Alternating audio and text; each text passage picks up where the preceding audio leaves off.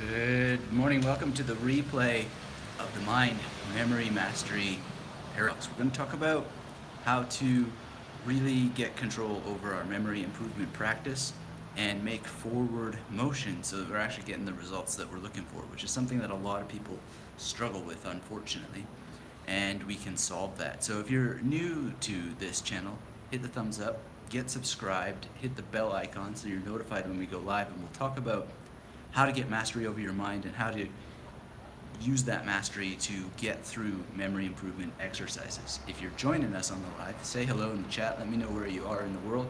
That's what really makes these things useful and valuable for you. The 4 kinds of mind.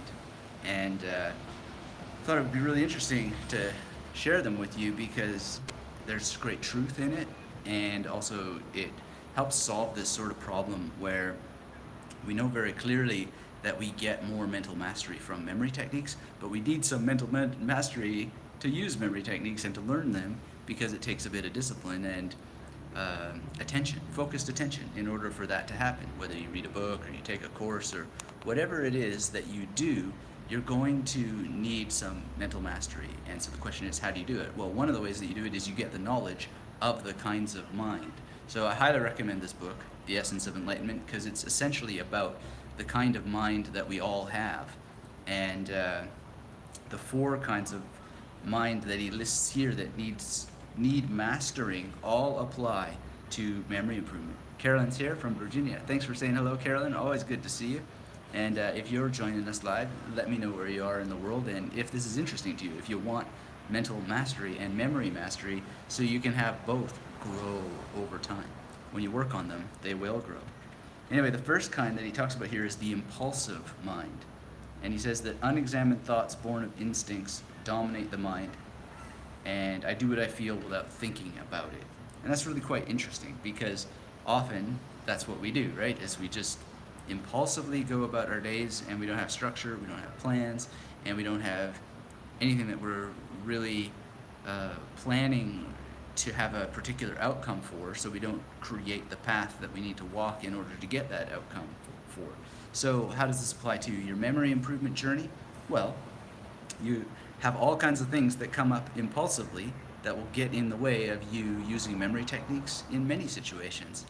You can impulsively, for example, be thinking about what you're going to say next in a conversation instead of using the memory techniques to help guide you to remember what that person said, and even just to pay more attention to what they said so that you have something to remember and that you can call back later things that that person said, and either in that conversation itself or later if you want to make notes, if you don't have a way of making notes at that time, or even just to remember their names, right?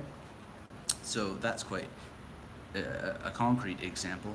But then there's just the impulsivity that gets in between a person and them sitting down to learn a language every day.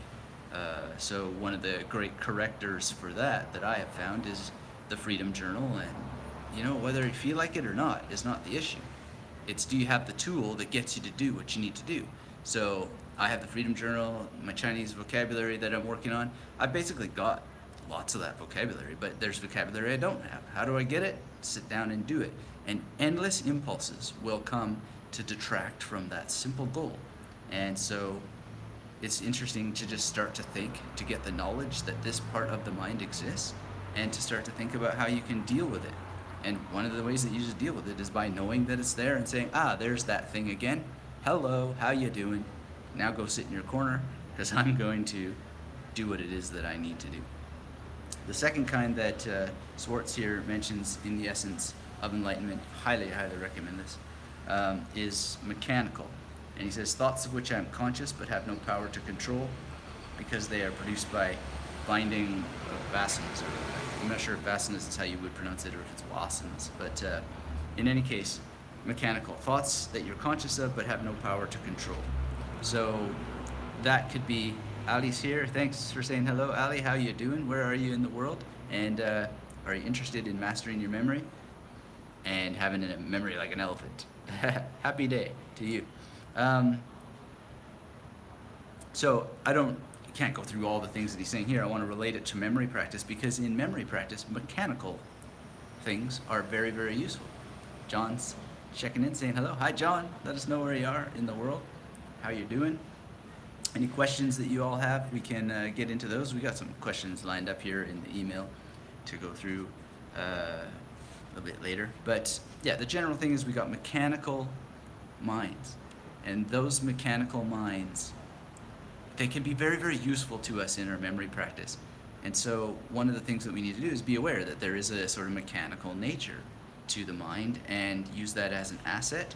And yeah, it's really, really powerful to not necessarily reject the mechanical mind, because one of the mechanical things that's so obvious is thirst and hunger, the need for sleep, and that kind of stuff that requires us to really pay attention to it. So it's not like we want to get rid of the mechanical mind, we just want to be aware of it.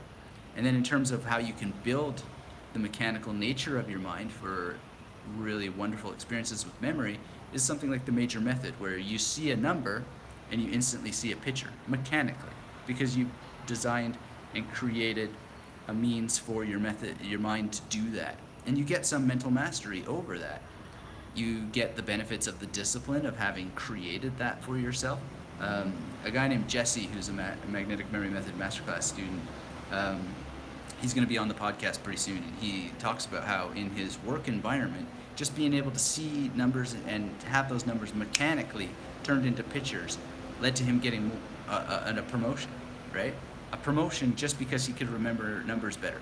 Well, does he remember numbers better for magical reasons? No, it's because he used a mechanical process that he put into his mind through a bit of practice, and a very small amount of practice, a shockingly small amount of practice, and just lets the gears of the mechanical mind do its thing on his behalf because of that training.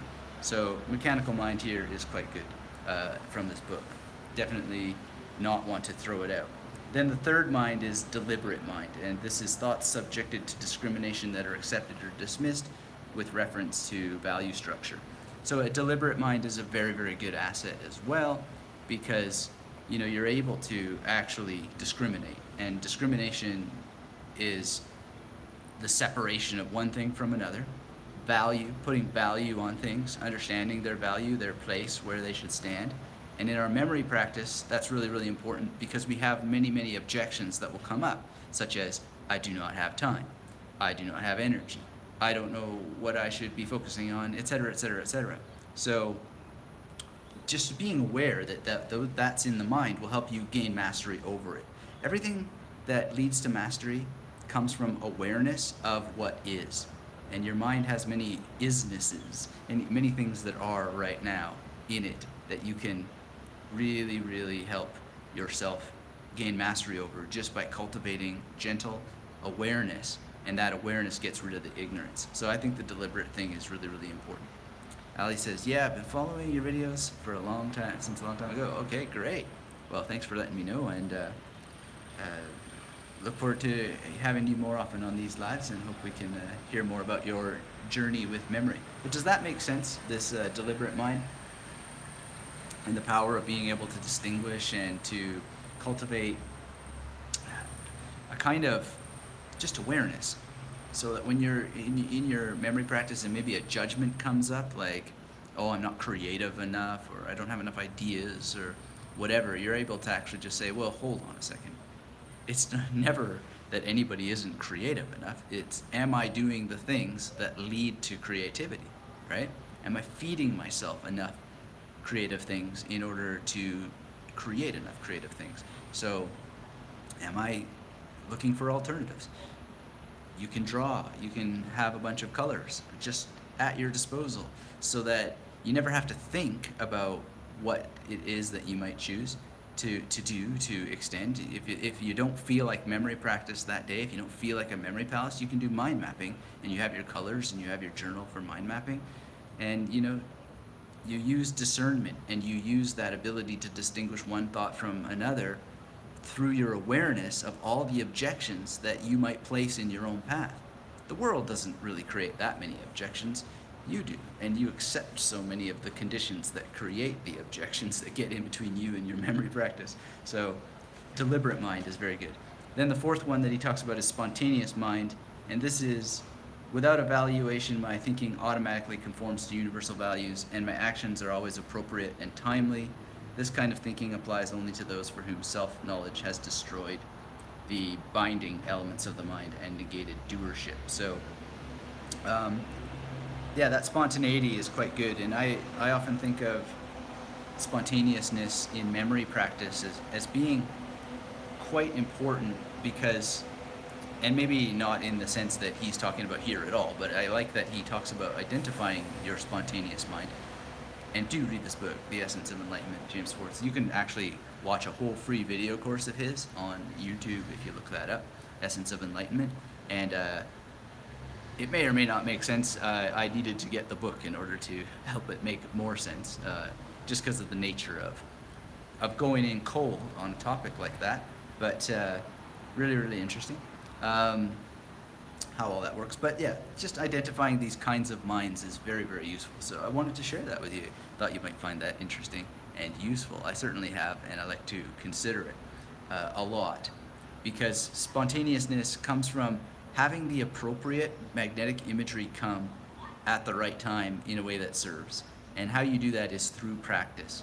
And so really the only question for people serious about memory improvement, memory techniques, and really growing a body of knowledge over time is, what is it that is in between you and using memory techniques? And whatever that is, then that's the task that you need to work on, almost more than the memory techniques, because you can't work on the memory techniques until you've got that discipline in order. Yet the paradox here is that actually working on the memory techniques will help all those other things, right? So then you just got to find your way in. And one of the ways that you do that is by making sure you have teachers that you resonate with and that you are actually going to follow their recommendations. And so that may mean that you have to seek for a while, seek for the thing that makes sense to you, and not even ask for it to make sense in many cases. Because a lot of people, there's the 4 learning styles, right? There's the person who wants to know what everything is before they get started. There's the person who wants to know why something's important before they get started. There's the person who wants to know how things work before they get started. And then there's the person who just wants the action steps. And the reality is that all 4 of the learning styles, they need all of that. They need the comprehensive big picture, but they don't always need it all at once to get started. So what you're really looking for is that understanding in yourself of what it is that you need, and seeking it and finding it and get prompted to take action.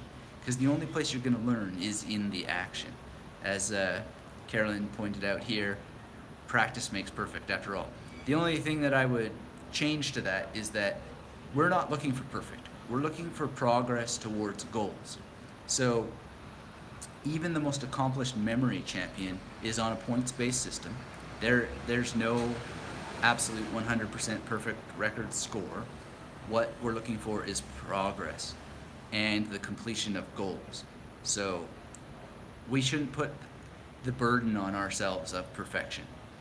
I don't mean to contradict you, but it is very, very important to not to create that burden, because the brain is a chemical thing. The brain is subject to all kinds of weather, all kinds of change, age alone, right?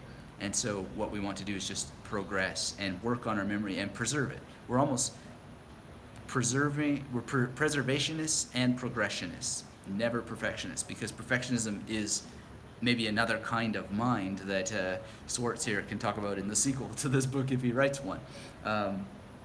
Because that's the same thing with people who are seeking anything. They often get lost in perfectionism, not understanding that this is not, life is a zero-sum game. There is no perfect.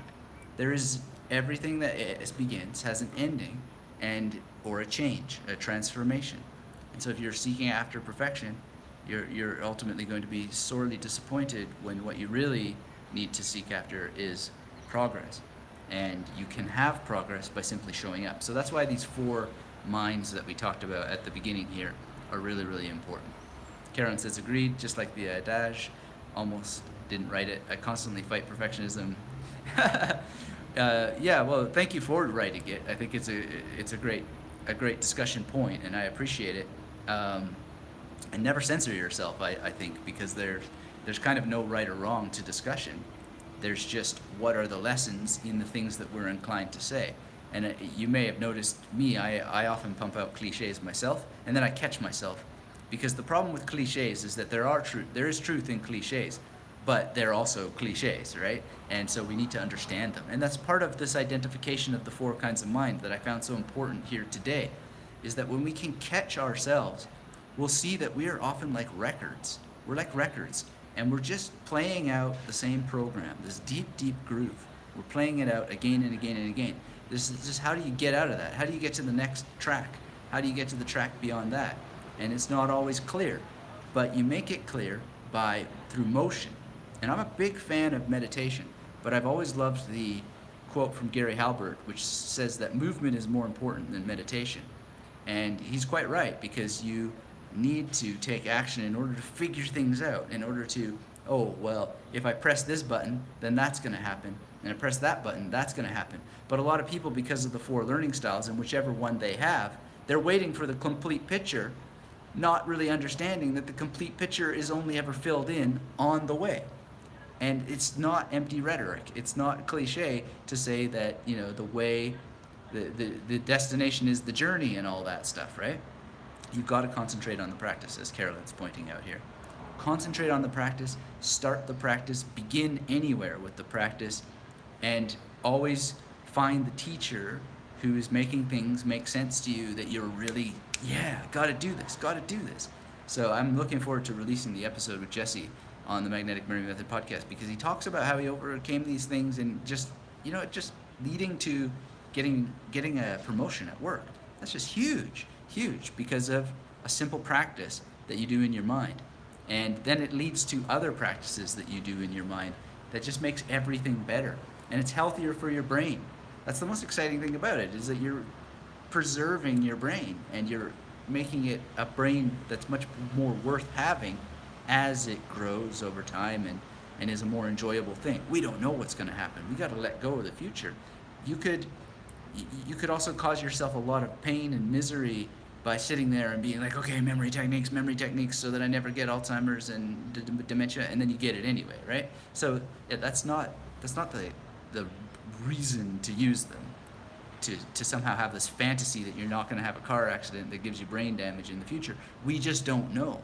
But we do know that the future is coming one way or the other, and there's great joy to be had right now. There's great mastery over the mind to be had right now by being on the journey and doing the things that, should you be so blessed and lucky to have that future, then you're going to show up to it every day with joy and pleasure and acceptance and the spirit of being able to give back, and just all the things that make life so amazing, right?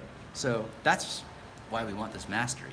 That's why we want it, and to be humble to this strange body that we've shown up in, and this strange thing called memory and the mind, that is a tool that can be cultivated and can be crafted and sharpened to do great things for us in our lives. And if we don't show up to it, if we don't use it, then that's just the way it is for you, I guess. But that doesn't have to be that way for you. It can be an exciting adventure where you jump out of bed every day wondering what cool things you can learn today and what you can do with your mind to remember those things that you learned.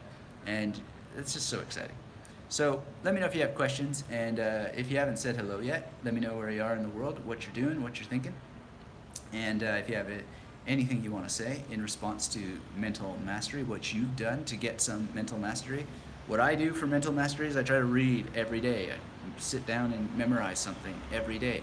Create magnetic imagery. Sometimes it's in stages, sometimes it's all at once. Use memory palaces, use my spatial memory every day. It's a sad day when that doesn't happen, because there's some exercise of the brain that's lost. But then there's also the day where it's appropriate to not do it, which is also important, to take a rest. So try to do it. Try to have a day off once in a while of these things, so that you get back into the sweet feeling of, oh, I shouldn't have taken a day off from this. This is too much fun. That's part of discrimination and distinction and seeing the difference. All right, mailbag. Hi, my name is Davey. Really excited to improve my memory and very thankful for your help. Great, Davey. Thank you so much. Reese says, loved your videos. They've helped me so much. You have definitely proven your method as quality, and I can happily say that it helped me and that I am looking forward to seeing how you help others in the future. Well, thank you very much. It is our method. It is your method to use, so thank you for being there to learn it. Great. Always so much in the mailbag to look through. Okay, Trevor says, I'm working hard on Mandarin. It's a challenging language, but very useful for the business aspect of being a musician and composer. I also find myself forgetting names of people quite close to me, like my brother's wife, and it's getting quite frustrating and embarrassing at times. Okay, let's talk about that. Ali says, I'm currently interested in memorizing large vocabulary lists, but I find the magnetic memory method very consuming. Okay, what do you mean by consuming? Let me know more about what you're talking about and type that in the chat and we'll talk with Trevor here. So Trevor's working hard on learning Mandarin. Now the first thing I would say is what would learning Mandarin look like if it was easy, right? Figure that out. Figure out what's the easy picture here without trying to find a shortcut, but just what would make it easier for oneself. If you could start to craft that, then maybe there's actually a solution. And that's the number one thing to do always is ask, what would this look like if it were easier, let's just say. Or it might be, what would make this more fun so that I don't plague myself with the thought of it's too hard, right? Because most of us are hypnotizing ourselves into thinking that things are hard when they're not. And that's something that can be dealt with. Look, there are things that have to be done in order for an effect to happen. No effect takes place without a cause. And so if you're constantly filling your mind with discussion and language that makes it even harder because all you're saying is it's hard, it's hard, it's hard, it's hard. That's not the path to mental mastery. The path to mental mastery is to say, yeah, there's that voice again. Time to put it aside and we will move on back to the techniques that work and try to get better at them. There's a Jim Rohn quote, which is, don't wish it was easier, wish you were better. I changed that though. Don't wish you were better, make yourself better. Find out how you can make yourself better. And I don't want to bang this bell of like just use easier language as if that's gonna make it easier, but by saying, well, it's a challenging language. Well, is it really? I mean, challenging to whom? It's challenging to the person who's sitting there telling themselves it's challenging. Why not tell a different story? Which is, I'm learning Mandarin. Mandarin requires that I learn these words today. And the sooner that I get these words learned, then the sooner I can move on to the next ones that need to be learned, or phrases, or whatever, right? That's just a much more personally satisfying thing that I love to do. I find it very good and powerful, and it moves me forward constantly. But I could easily tell the same story. Well, I'm working hard on my Chinese, and it's challenging language. Compared to German, it's really challenging.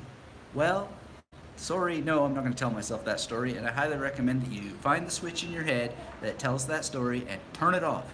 Because it's just like taking a hammer and going bam, bam, bam. It hurts. It actually causes pain and suffering, or it contributes to the pain and suffering that you feel by amplifying it. So turn that off. And this, Trevor here writes, Mandarin will be very useful for the business aspect of being a musician and composer. Great. So now focus on that, right? So what do you enjoy in being a musician and composer? What are all the composing words in Chinese that you need? What are all the business words that you need? Who is the exact business contact that you could talk to? Do a little bit of research, maybe what their favorite foods are, their favorite restaurant, yada, yada, yada, their favorite music in this case, and then learn some stuff around that and put some pleasure on what you're doing, and then you're going to roll a lot faster because you're going to imagine in your mind, oh yeah, well, maybe I won't get it perfect, but so-and-so is going to have a great time listening to me try to say this in Chinese, and then maybe I'll have a notebook ready to write down whatever he says, or I'll have the recording button on my phone ready to capture his pronunciation and maybe some other words that he'll teach me, and maybe he'll have a cool phrase and so forth. Put some excitement, some forward thinking power on it, so that you have something to look forward to in your Chinese practice. That is a great replacement to working hard on this and frustrating language, challenging language. That's self-hypnosis to have more pain when you don't need it. You really don't need it. So Ali was talking about things being consuming and says time and effort. Well, what's the problem with time and what's the problem with effort? You should be able to get great forward momentum in short periods of time. But that depends on how much you're following the magnetic memory method practice very, very strategically and with discipline. So tell me more about what exactly you're doing. And then in terms of effort, well, I sort of covered that with Trevor. Effort is a painting, a portrait that we create in our mind. We feel it, there's reality to it, but then we start labeling it, we put words on it. I don't want to be mystical or whatever. I also have to put effort into things. I have to think, yeah, Chinese. Okay, so I don't know this word. I better figure it out. Okay, Fang Yen, what? Okay, so now I'm gonna see some, Dracula fangs. No problem. And then Dien, and then I'm like, okay, so D. Snyder is burning yen again, because there's so many sounds like that. Now, I'm just exaggerating, but I have that same sort of propensity to drag my feet, to hum and to haw and so forth. I just recognize it as a part of the game, part of the character, and put it aside. The sooner you put it aside, the less time you have to spend on it, because you're just doing it. You're just doing it. And again, I really highly recommend you get yourself the Freedom Journal, because it's a place to do it. It's external from your mind, or just make your own journal. I think I'm going to make a memory journal like this, and there's certain things where I wish things were different on the page and had different characteristics altogether, little place to draw the memory palace and so on. So I think I might do it, do some experiments, maybe, we'll see.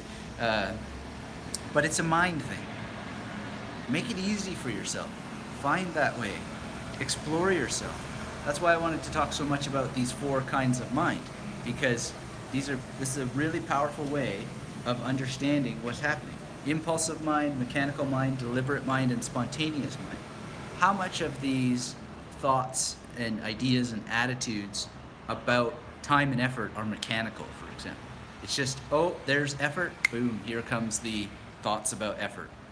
This is going to take time. Mechanically, here comes the thoughts about, this is going to take so much time. That's not the path to mastery. The path to mastery is, there's the mechanical mind again. Let's not let it have its way, because I got a higher purpose. I got some goals. I actually take pleasure in learning, and I take pleasure in the outcomes that learning gives. This is the knowledge that will set you free to just sit down and do stuff. Julie's here from California. Hi, Julie. Great to see you. Oh, so wonderful. Always love to see you. Let me know if that's useful to you, helpful. If I hear crickets, then I never know if it's useful or helpful. In asks, which exercise you use every day to memorize information? Please tell me some effective exercise. Thank you for your effort. Thank you for being here. Thanks for your question. What information do you want to memorize? What are you working on? Give me a little bit more to work with, because just throwing out this or that exercise may or may not help. What I love to do every day is, and I haven't been doing it that long, but since I've been doing it, so many great things have been happening, which is called Kirtan Kriya. Now, this is not a dedicated memory exercise, but it's something that the science has shown improves memory, and I feel that it has helped me improve my memory through concentration and focus, and also just a quieting of the mind. And so Kirtan Kriya is very simple. You just say Sata Nama while pressing these fingers, and you can do it out of order. I've been talking about it ever since I learned it, so forgive me if it's repetitive. But it's a bot, boring old technology succeeding. It's been here for thousands of years, and it's doing real well for people. So check that out. I think you'll find it useful, but give me some more details about what you're working on so we can dig deep here. Ali says, the point is for me to master words using magnetic memory method. I need a lot of revision, which I find equal to number of revisions I can do to master words the classical way. All right, so, great. Well, revision can be reduced significantly by how that you're practicing recall rehearsal in balance with the big five of language learning. So are you reading, writing, speaking, and listening to the language? We talk a lot about the big five in the memory connection. If you don't have it, then you might want to grab it, which is at magneticmemorymethod.com/connect. But the big five of language learning is essential. It's the big five of learning as such, but when we talk about language learning, so for words, then it's the big five of language learning. You've got to cut down on revision. I don't like the word revision because you're not really changing it, right? You're not revising, you're not making changes, or hopefully you're not. Hopefully you get your magnetic imagery right the first time so that you don't have to change it.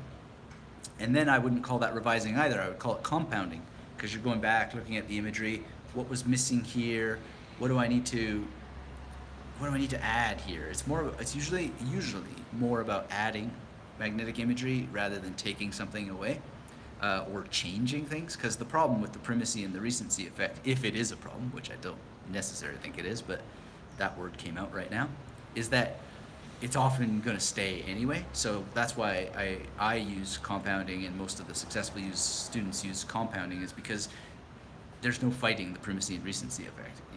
You can just go with it and compound. So that's why we do that. But really, it's just how much are you sticking with recall rehearsal? So go and look at your recall rehearsal practice.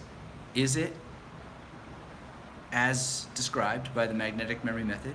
And have you played around with it? Because you might need more than is the typical recommendation. You might actually need less. You might need to have more faith, right?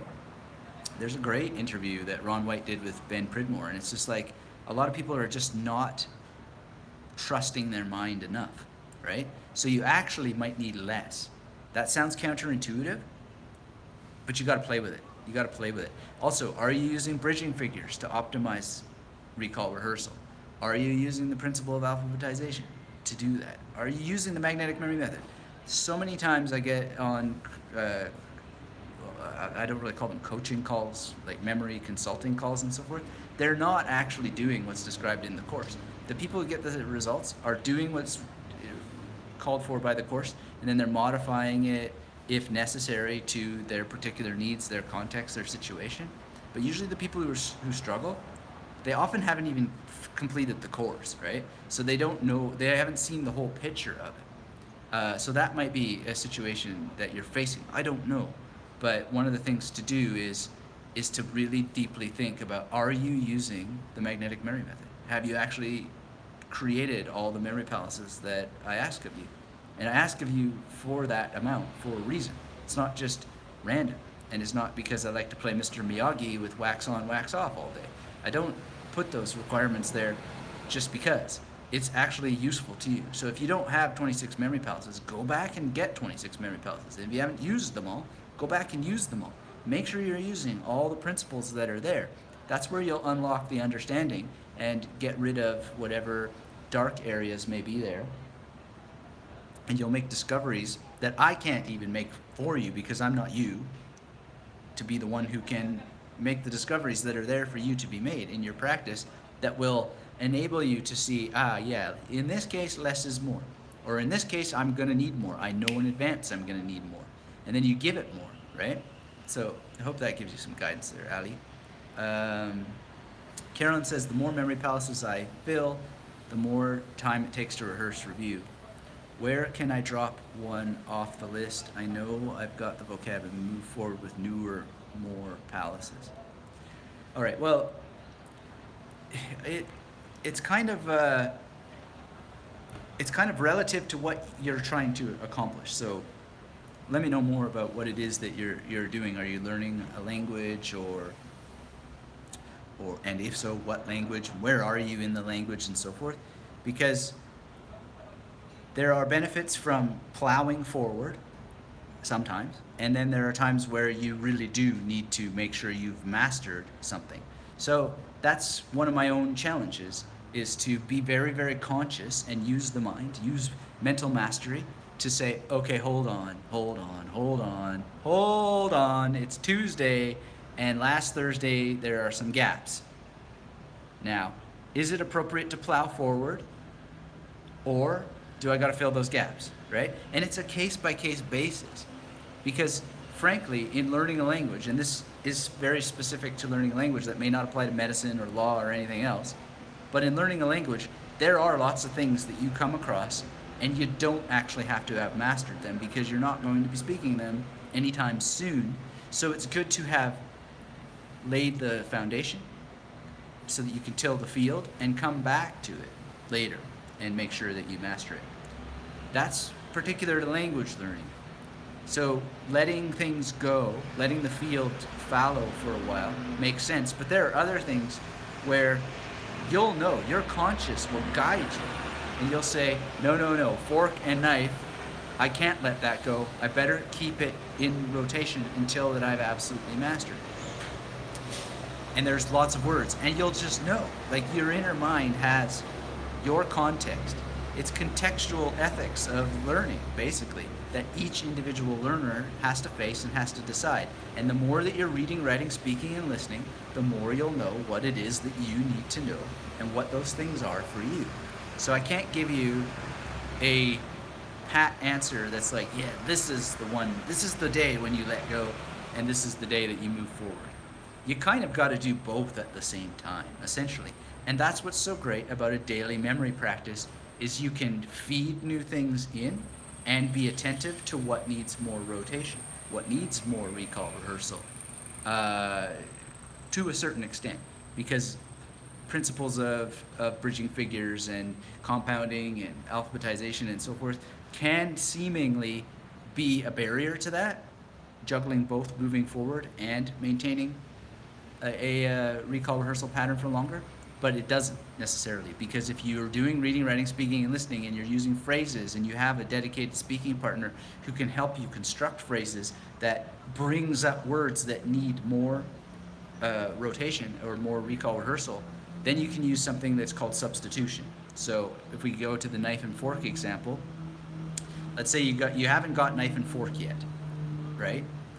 You've got the imagery for it, but for whatever reason, there's just some kind of break, and it's not popping, and it's not getting into long-term memory. Now you want to get into words about going to the movies, right? Well, there's nothing that stops you from figuring out how to say, I'm going to the movies, I need to bring a knife and fork to cut up the screen, for example, right?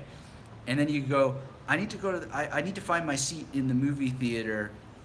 Can I use my knife and fork as a flashlight? Like, these are all possible sentences potentially in the language that you're learning, right? So you can still add movie theater, movie screen, movie theater seat, and knife and fork, even if it's not entirely logical. Now, this may not be the best example under the sun, but it's a way that substitution works.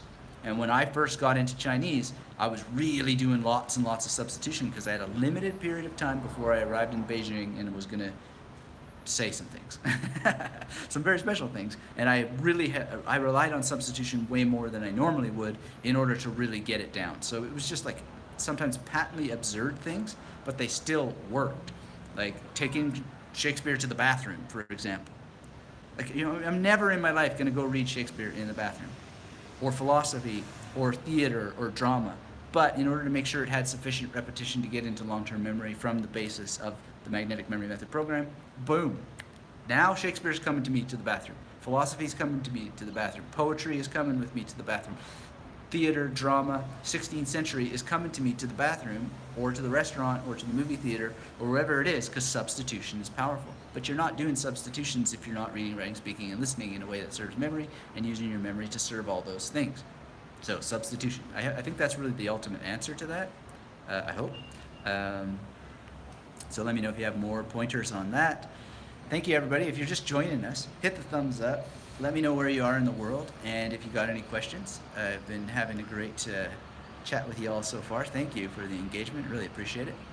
In says, I study in medicine and it is a lot of information and courses. I really feel like I'm stupid and this is not my place. Okay, well, please read this book. It'll help you. Or understand the 4 kinds of mind that we talked about today. If you missed it, go back and watch the beginning. It's your mind that's telling you that. And here's the thing, there's nothing particularly unique about having a mind that tells you that. I have had a mind that has told me that stuff my entire life too. We all have it to some degree. The way that you navigate it and you manage it is you say, there's that voice again. Get rid of it.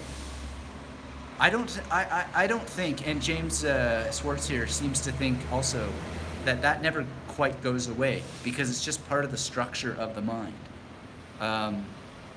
But what you can do is recognize it as a part of the mind and put it in its corner and say, essentially, very kindly, get lost, You're a bad little boy.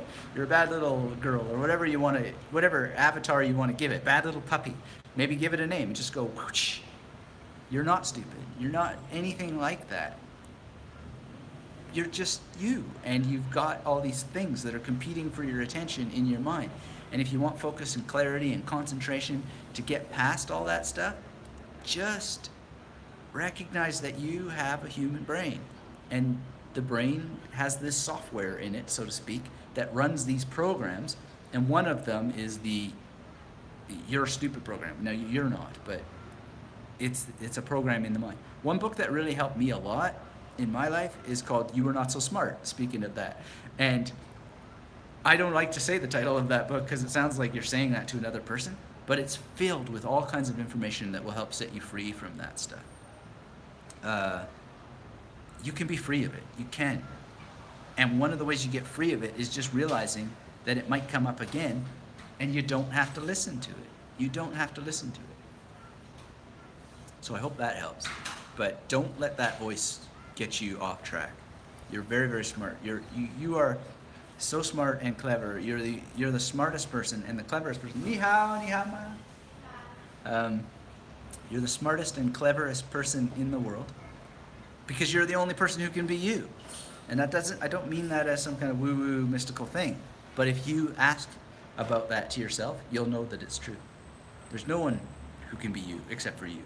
And so you must, by default, as the only one who can be you, be the smartest person in the world, right? So just focus on what you have, what the tools are that you have, and then what you want, and then craft whatever it is that you need to get there. That's how you get mental mastery. And then apply it to your memory, and just remember that part of the mind, and you'll get over it. I'm confident you will. You may need to add some more things, more practices, breathing practice, meditation practice.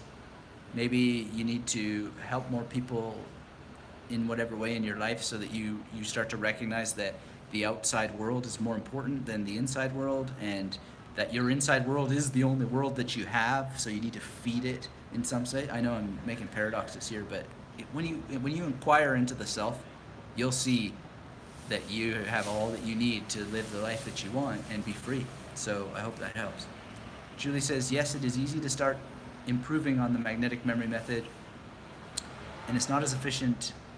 I bring myself back to the pure system and it gets me back on track. Oh, I see what you're saying. So whenever you try to improve on it, then you reduce the efficiency of it, and then you go back to the system and it gets you back on track. Yes, that's exactly right. Now, that's not to say that it is perfect, but there is a perfection in just following the basic model and testing your understanding of it, returning to it, and making sure that you actually have understood what's being said there. And that's typically what I find with the students that I work with one-on-one, because they typically haven't gone back to understand that they are actually using the magnetic memory method as taught. So as Julie says here, it's a recipe that works. Well, thank you, Julie. I'm glad it's working for you, but it's working relative to you showing up to it. So really, you're doing it. You're making it work. And that's the thing that I always get, I always think it's a little bit ironic and funny and sad when people say, oh, this doesn't work. Well, no, of course not, because you work the techniques. Techniques don't do anything. Techniques are just techniques. They're just like words in books, right? This book will do nothing if I don't take its knowledge and then put it into practice, right? Now, there's some knowledge that you don't even put into practice because you just now know. You have wisdom, and There's nothing to practice with that particular kind of knowledge, but that's very rare. Most knowledge requires some kind of practice. So what we've been talking about today is how can you put into practice the knowledge that you need to get into practice against yourself. And what you do is you study yourself. You study the mind, and you study the mind very intensively. And then you remember what it is you learned about the mind and stop it from basically limiting you, because you are unlimited if you just do it. So Ali says, how many repetitions are needed? I hope that we covered that. That is not an answer anyone can give. You'll find that number in your practice, and it will change relative to the information. So I'm sorry, there's just not a pat answer to how many repetitions are needed. If you're in the magnetic memory method training and you're using it, the general suggestions are there, the bare minimums. So definitely review the training. That's ultimately what this comes down to, is review the manual. I always love to think about my brother and why he was so good at video games. And the image that always comes to my mind, why he would beat me at all the video games, is because I always used to see him reading the manual again to figure out, was he making the right moves with the controller? I would never do that with video games. Now, granted, video games were not nearly as important to me, but that's how you do it. You check back with the manual, which is essentially what Julie is suggesting in today's conversation. Carolyn says, lots of practice, but I haven't used any substitution, and substitution could help. So you're learning Spanish, you're advanced, beginner, or low intermediate. Well, Carolyn, yeah, I mean, that's one of the challenging spaces. I remember being with Ollie one time, and we were talking about my German and where I was with German, and like where is there to go? I'm so happy with what I'm doing. I'm so happy with where I'm at. And I was talking about how I've always, or not always, but once in a while I've looked at B2 and I've tried to crack B2 and I just can't. And he's like, well, look, there's a massive gap between B1 and B2, right? And most people just don't know how far that is, and it's way farther than you would think. And that really was interesting to me, because ultimately I just sort of decided, well, B2 is not really a goal that I want, because I speak to people. I don't speak to tests. I don't speak exam.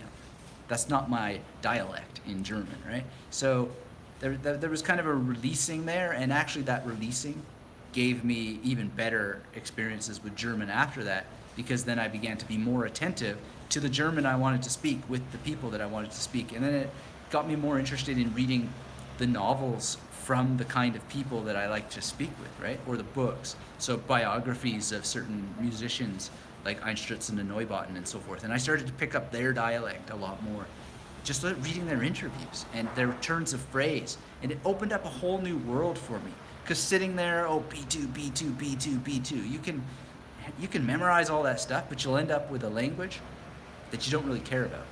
Or at least in my case, I wouldn't have cared about it. It would have been an empty destination for me. So find out the destination that will be full, based on the fullness you have now, and then go for it. Go for that destination. So I'm not trying to say anything in particular there, but I hope that helps. And substitution will certainly help you, but I think substitution relative to an authentic place that you'd like to go. Julie says, I can't figure out what is in the room until I walk in the room. Staying in the what ifs doesn't work for me. I just got to do it. That leads me to my next step. Yeah, I think that's exactly right. It's just a kind of general principle in life. If we knew what we were going to think in 5 minutes from now, we would be able to tell the future, and we would be superhuman, super powerful. But we don't know what we're going to think in 5 minutes from now. We don't know anything. So we've got to enter time. We've got to enter 5 minutes from now. And part of mental mastery, part of mastery over everything that you need to master in life, is just surrendering yourself to the fact that you do not know what's going to come until that you enter the process.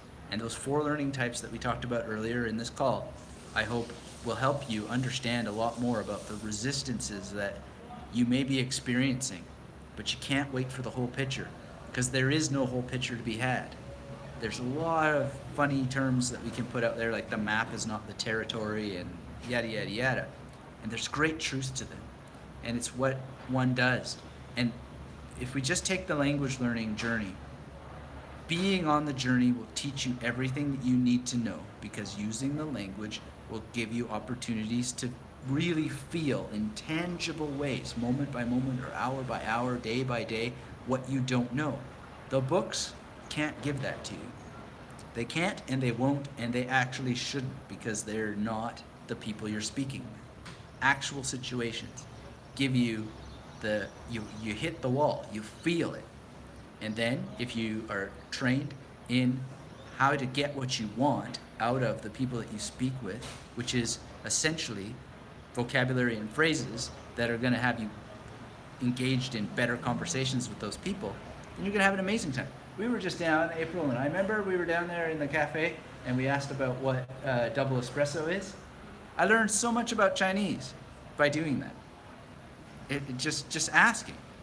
How do you say double espresso? And then you find, well, we don't really say that. And then you get into all these things about, if you were going to say it, this would be the way. And it's like really cool. And I learned way more than I was even hoping to learn by being on the journey, being curious, being open to whatever happens, just by what Julie's saying. Entering the room, right? Entering the room, looking around, seeing what's possible. And you're always surprised. You're always surprised. But you got to open your mouth, ask the question, and then be observant to what comes. Be attentive to it.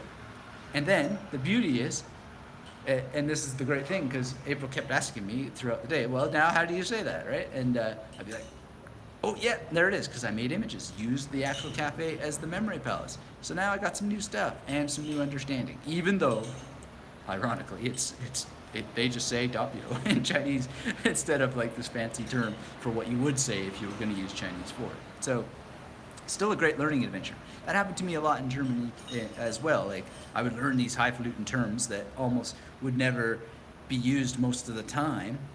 Abgebaggert, for example.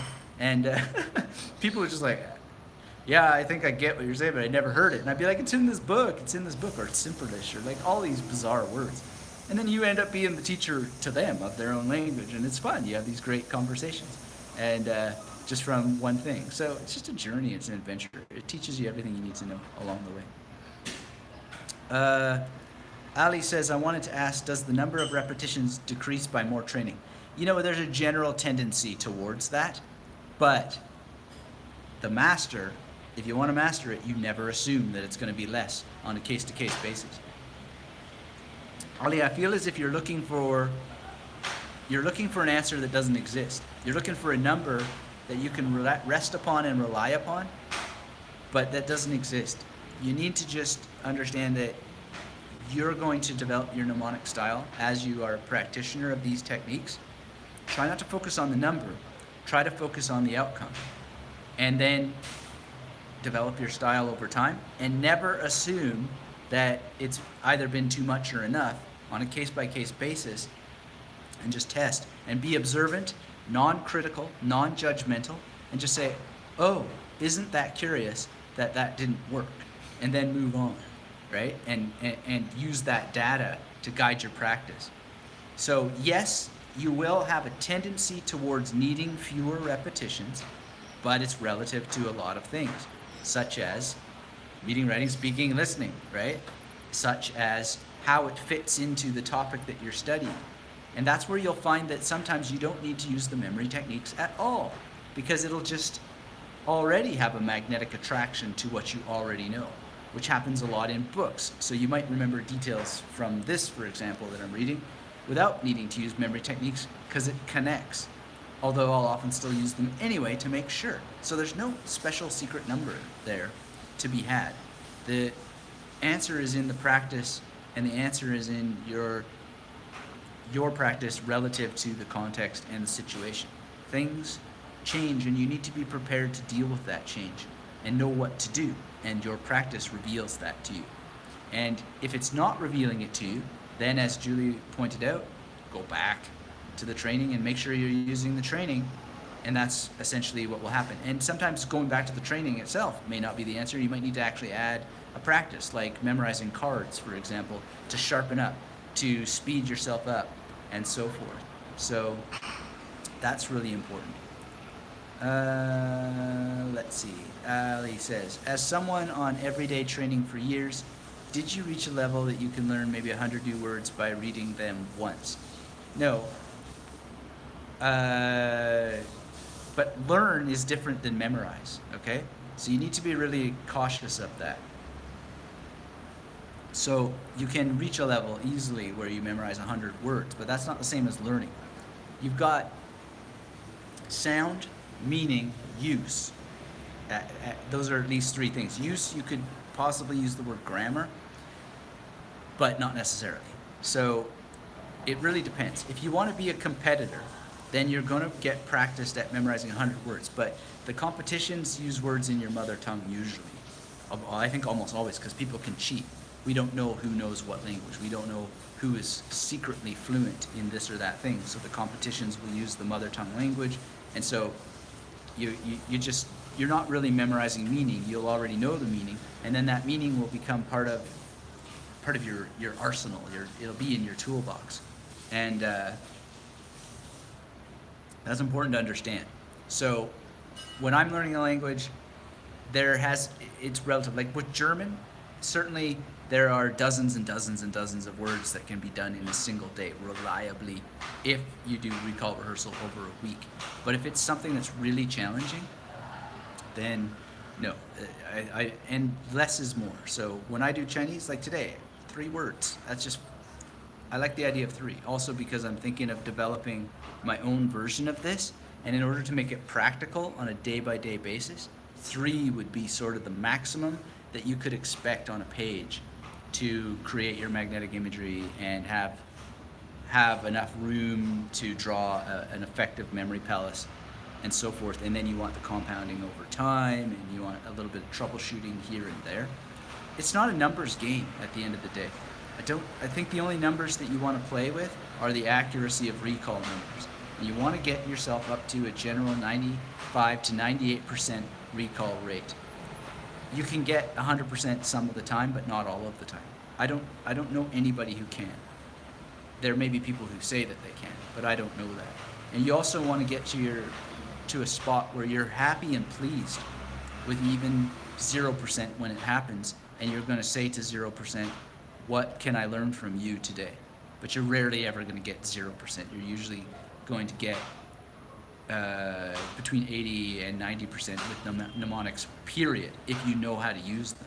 You're almost always going to get 80% as a bare minimum if you're actually using them properly. And I'm here referring to a lot of scientific literature and many studies who have found that sort of range of numbers. This is compared to rote learning, where they find that it's in the 40% range with rote. There's flaws and problems with the studies. Remember that you ultimately are the one that matters, not the studies. So you've got to put this into practice for yourself. The studies are interesting. What I find so interesting about the studies is that they're usually directed at people who just don't care about the vocabulary that they're learning, but we do care. And if we put our care into practice and into use, then we are going to be much better guided. So I think one of the best things one can do is let go of the numbers and let go of the numbers on how much every day, and focus on the numbers of what's the accuracy here, and how is that translating into me achieving well formulated goals and the milestones along the way to the goal. And what is the pleasure index, the felicific calculus, as it's sometimes called. Felicific calculus is like the happiness index and so forth. Happiness maybe isn't what we're going for, but that's a nice thing to think about. The happiness calculus. Ali says, I want to get a figure on how far your mind can reach through intense practice of this method. Well, the way that you do it, the way you get a figure is through your own practice. What does it matter what anybody else has done? They've already done it. We don't need another one of them. We need you. You need you. So please focus on you. If you want to get a number, one of the people you can think about is Matteo Ricci. So go read The Memory Palace of Matteo Ricci by Jonathan D. Spence, and it will give you a good sense of what's possible, go and look at the memory competitors. They'll give you a good sense of what's possible. Um, and just find it from people who are willing to have that discussion. I'm not willing to have that discussion because I just don't think that. Not only do I not think it, I know it. It's absolutely useless. You either remember things or you don't, right? That's the beauty of memory science. You remembered it or you didn't. If you didn't, what can you do to remember it? If you had a conversation in the language that you're studying, did you enjoy the conversation? Were you understood? Did you understand? Did you take something away that can guide your practice in the future, etc.?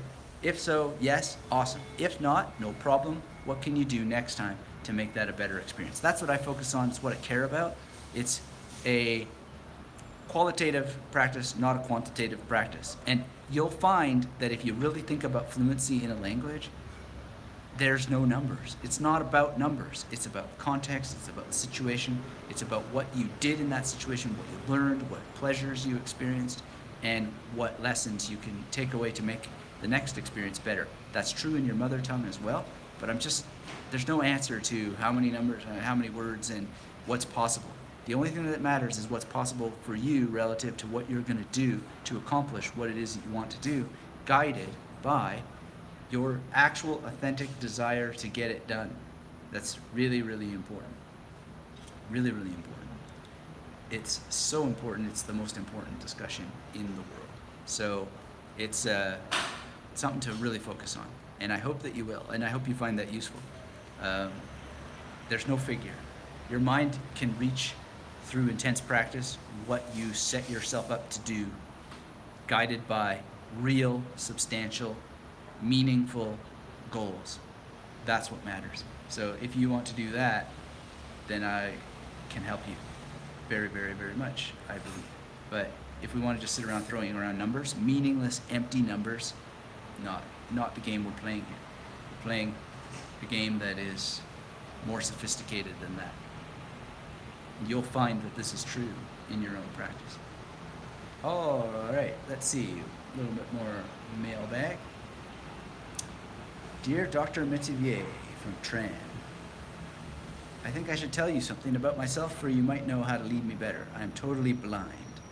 I hope I'm not the first student who is visual impaired to join the Magnetic Mirroring Method masterclass. There must have been someone with visual problems who joined Magnetic Mirroring Method.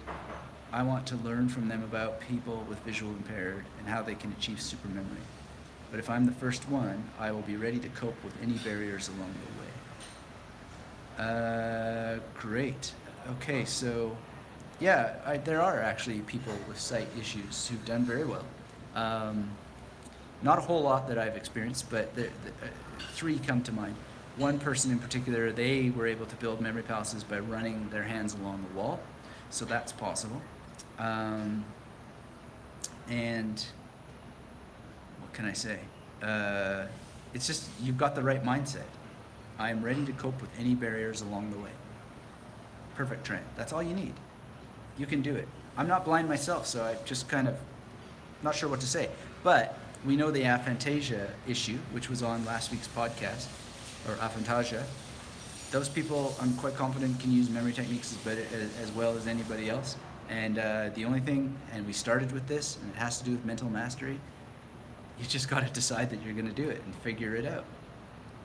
All right. Benjamin says, my goals are to read and learn a lot through books, articles, and emails.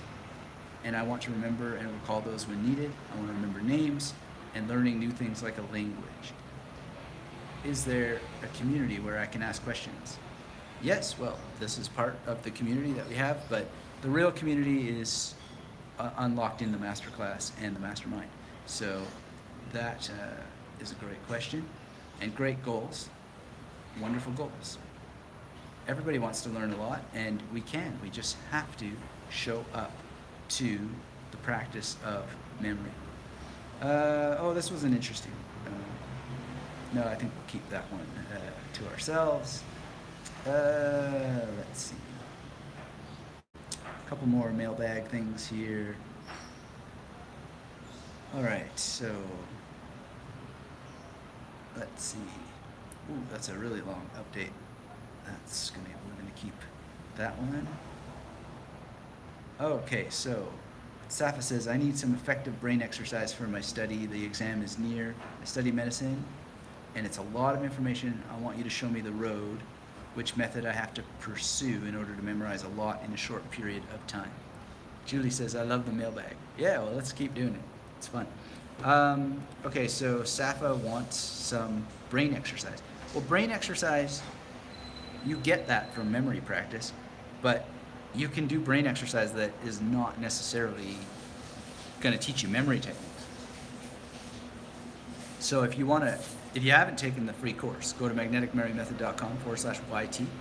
That will, I'm starting to get a cold here, I think. Woo, I never get sick. Weird.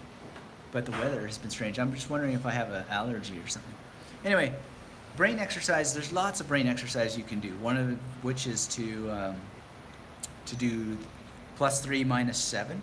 That's just picking a 3-digit number, adding 3 - 7. Add 3 times, -7 7 times, stuff like that. Just make up your own thing. Also, something more in the memory angle of things is it's called the 4 details exercise. Just notice people in an environment and remember 4 things about them. Ask your mind to recall it. That's general. It falls under passive memory exercise. But if you want to memorize a lot of information, just focus on the techniques that are used to memorize information. Memory palaces, association, and proper effective recall rehearsal to reduce the amount of repetition that you have to do, and the big 5, reading, writing, speaking, listening. It's just that simple. There's a reason why they get you to write essays in school, right? So that you process it through different systems. And don't try to find shortcuts. Understand the classic memory techniques, the ones that have survived thousands of years. Find the teachers who have refined them, created better aspects to them, and implement what they say. Study, implement, practice. Study, implement, practice. And find whatever it is in your mind, which has been the purpose of this live today. Find whatever it is in your mind that is causing you the obstacles and deal with it. Because there's no obstacle to you doing this. None whatsoever, except for the ones you decide for yourself. Unless you have brain damage or there's a chemical, whatever you call it, side effect from pills, which is what brought me to memory techniques in the first place. So even then, the memory techniques were a bit of a solution for that. Created so much confidence, really improved my life across the board, which fortunately has continued to keep on improving. Okay, so this one we will keep to ourselves, and let's see what else we've got. When I say that this one we'll keep to ourselves, that's going to be that the material appears in the FAQ section of the masterclass. So these are questions where we'll do dedicated tutorials for people. Sometimes these are 3 at a time or just 1 at a time, depending on the complexity of the question.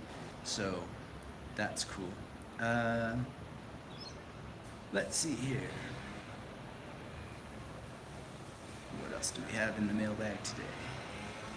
Looks like it's just so much. So much wonderful stuff. Thank you everybody for emailing me. I love it, especially when people send their memory palaces. What we do is we get the memory palaces up in the screen in the FAQ section and start to really dig into what people need to do on a case-by-case basis. Mike says, my biggest struggle is short-term memory. This goes back to memory exercises that you can do. If you want to extend, I mean, we don't know that you can actually extend your short-term memory as such, but what we can do is practice the short-term memory that we have. And one of the things you can do is learn how to recite the alphabet backwards as just a general exercise, and do general things with the alphabet. So that's a great one. Also using a memory palace. A memory palace is a great extension of the amount of information you're holding in the short term. The best practice I can think of for that is playing cards, but you don't have to have actual playing cards on those cards. You could have numbers, you could have vocabulary, you could have all kinds of things, but you're going to use the actual dedicated playing card model in order to use that to extend your attention span. So you're extending your short-term memory and attention span by exercising it, and seeing what you can do, tracking your results, and then seeing if you can beat yourself, which is a lot of fun. But if it causes you undue stress, then, find out what it is about it that's causing you stress, get rid of that, and go back to the practice. So much of short-term memory issues and long-term memory issues come down to stresses that people are putting upon themselves.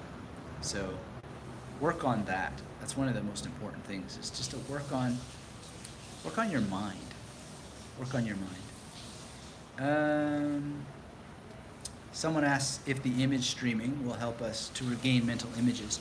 If you missed last week's episode of the podcast and the blog post, and you want to know about image streaming, make sure you go to magneticmemorymethod.com, listen to the episode, and read that material. Image streaming may be very useful for you as a general mental exercise and a way of broadening how that you use memory techniques and so forth.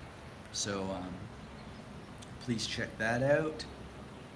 And thank you for that question. One thing that's very good is to actually ask the question on the blog post itself, because then other people are able to also interact and it's more of a discussion. A lot of people are looking for community. They ask me about community, but then they don't actually participate in the community that they're asking for. So that's always a bit of a challenge. But one last thing here from Mailbag. If you've got a question now and you haven't asked it, ask it. I'm going to go through one last thing here, and then we're out of here for today. But thank you, everyone, for being here.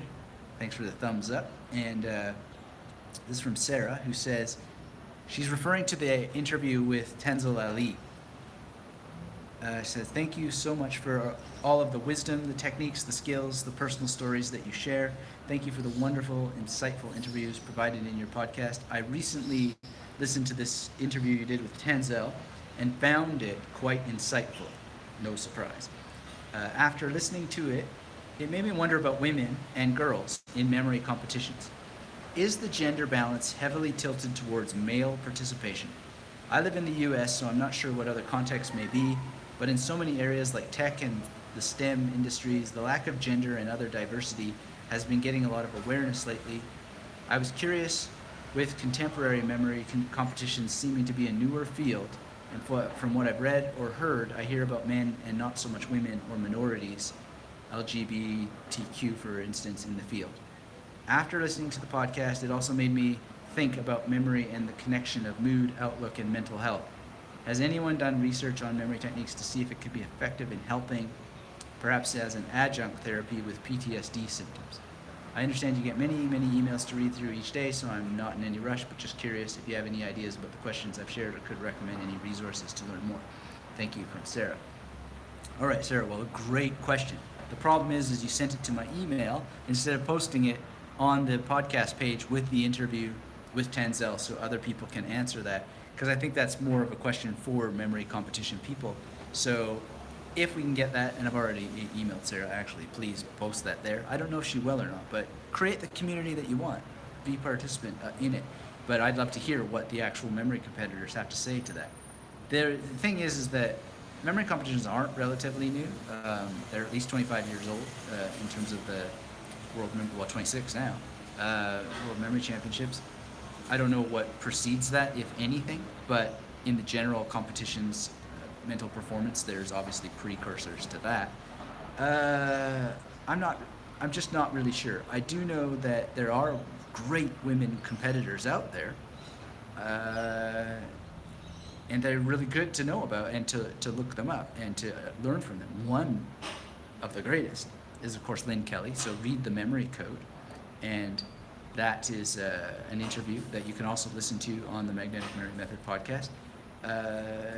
And just generally post these kinds of questions in public where people can see them, and we'll get more interaction on them. I'm all for encouraging all people of all ages and all walks of life to use memory techniques. I see memory as the perfect science. You remembered it or you didn't.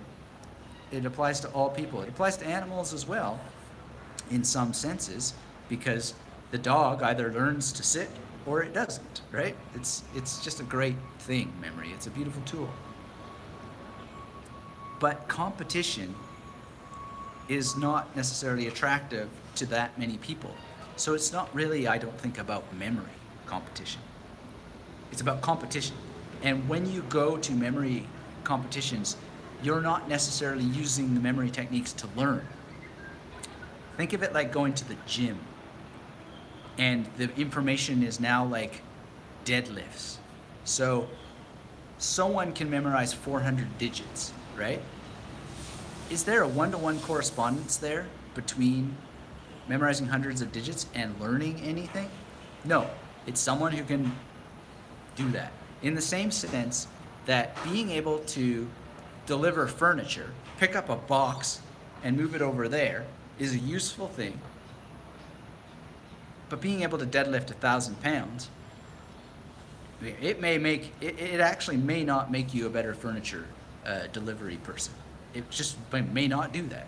It's quite possible that it doesn't.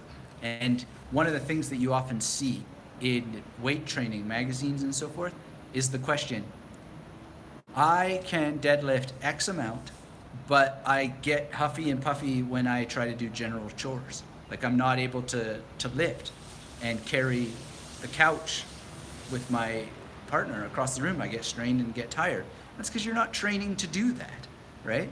So one of the things that they say then is practice lifting heavy weights for long periods of time. Get some kettlebells and do what they call the farmer's walk, where you carry the kettlebells for a kilometer or whatever it is that you do, and then you develop the skill of carrying weights for a long period of time. So the memory competitions aren't necessarily about learning anything. They're about showing how heavy you can lift, essentially, right?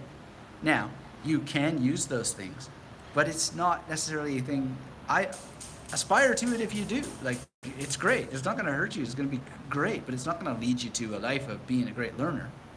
What you need to do for that is to use the memory techniques to assist your lifelong learning, not that. So I understand this question very much, and I appreciate it very much, but it doesn't really come down to anything that I can work on. So that's why that needs to be there, so I can send it to other competitors to have their take on it. The second part is about mood, outlook, and mental health. And yes, there's research about that, and I would love to be able to link it, but I'm going to link that to the world if this post appears on the page, because that's where it belongs, in discussion with people. Julie says, I'd agree that it's more about who would be interested in signing up for a competition than who is the best memory master. Yeah, there's something to that question. And then what do they do? Like, what lives do they lead? What contributions do they make? And so on. And there's some people who take those accomplishments and do great things. But then there are other people who win competitions and they spend the rest of their lives at the pub. And this is not to judge anybody or anything like that, but it's just there's no one-to-one correspondence between a life as a contributor, as a great learner, someone who's really making these skills useful to other people, and having lifted 1,000 pounds of numbers in your head for what? For a couple days max, right? So there's not really necessarily a one-to-one correspondence between those things. Competition is competition. Learning is learning. I focus on learning, and I focus on giving these skills to anybody who would like to have them. And it's on the learner to meet the teacher halfway and to understand that you are your own teacher. The practice is the ultimate teacher.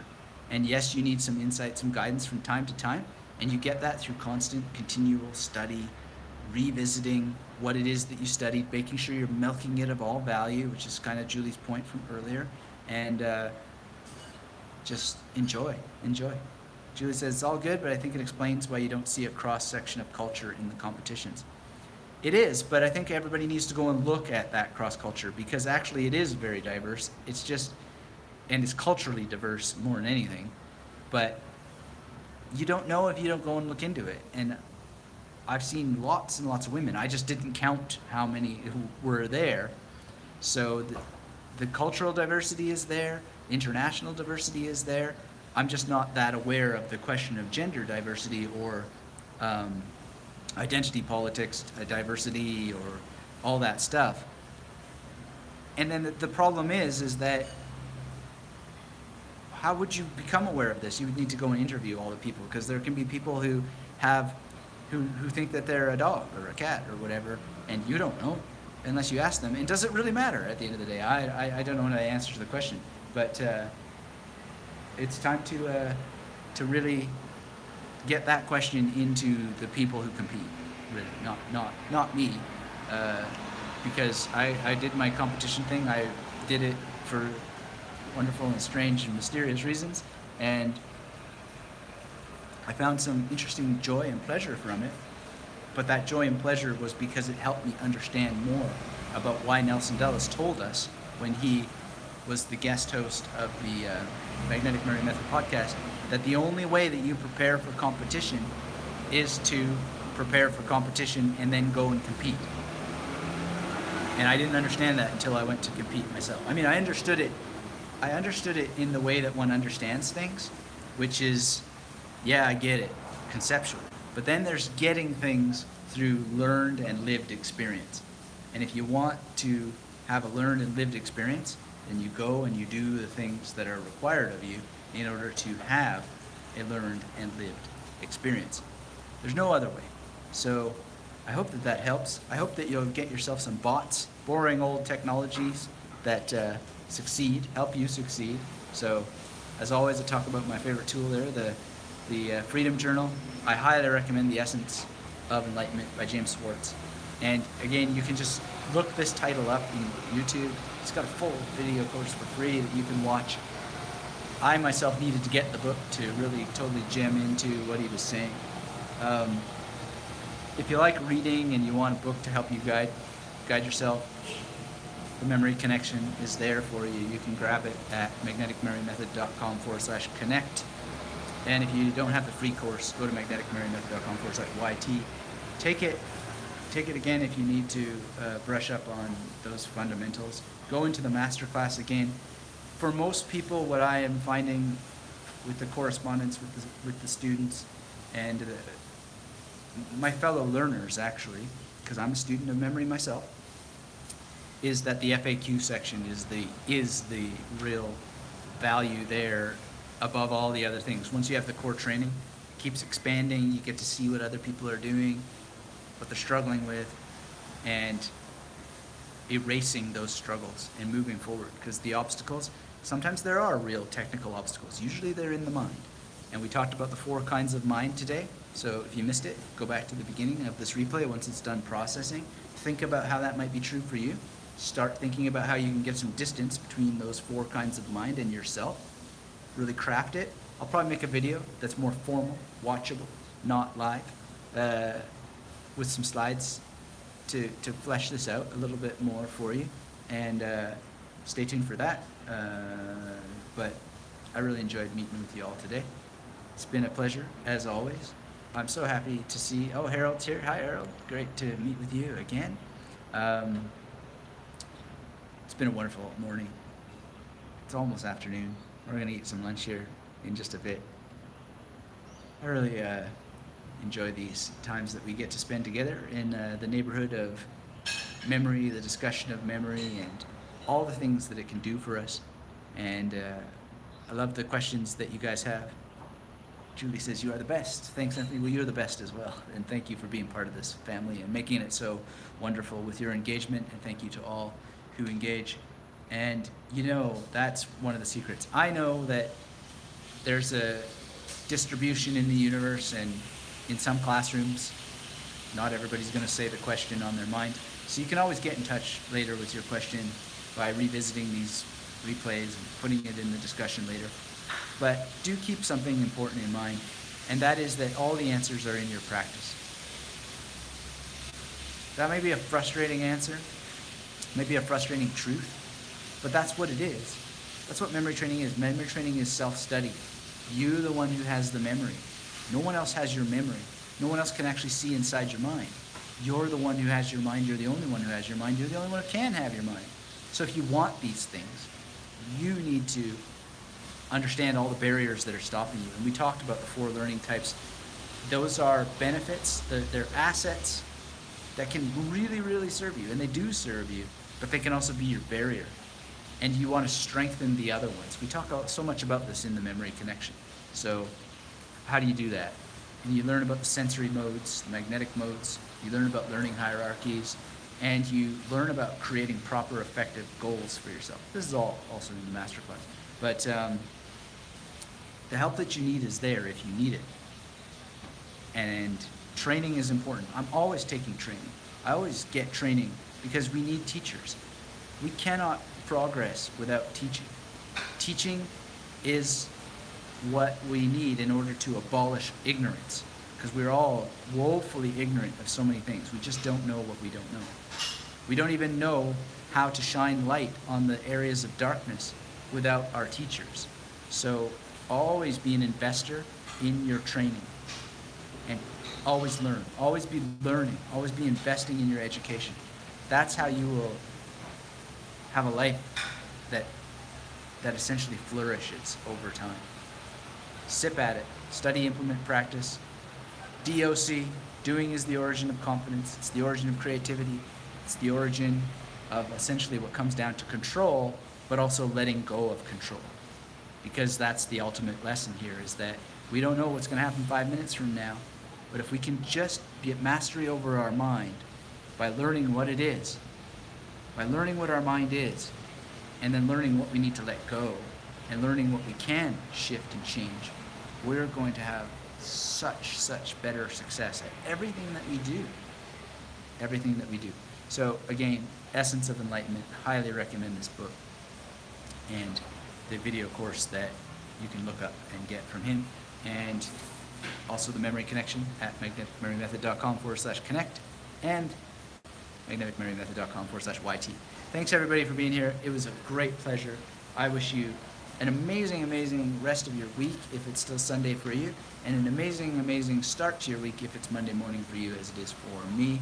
And some things coming up on the YouTube channel this week that I hope you look forward to, including some very extensive and comprehensive resources, especially for people who have their attention span in check, like to have long-form knowledge delivered to them in long-form ways so that they can have the experience of putting the dots together in their minds over time, because that's ultimately all that we've got is time. We've got our energy, and we've got essentially our journey to becoming the mastery of ourselves. And you do that through study, implementation, and practice. Thanks again. Enjoy. And until we have a chance to speak again, visit me at magneticmemorymethod.com. Make sure you're subscribed to this channel. Hit that little bell if you haven't already so you get notified of lives. And hit the thumbs up. Leave me a comment down below and we'll talk again soon. Take care and keep yourself magnetic. Bye-bye.